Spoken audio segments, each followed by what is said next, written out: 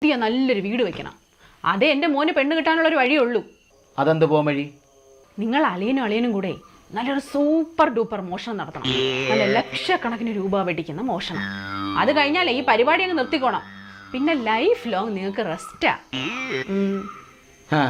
എടി റെസ്റ്റ് പിന്നെ അങ്ങ് പൂജപ്പുര സെൻട്രൽ ജയിലിലായിരിക്കും. നിന്റെ വാക്കും കേട്ടോണ്ട് വാങ്ക് കുത്തി പൊളിക്കാണെന്ന് ഞങ്ങൾക്കറിയത്തില്ല. ഞങ്ങളെ മോഷണം അങ്ങനെയല്ല, ഞങ്ങൾ വെറും സാധാ കള്ളന്മാരാ.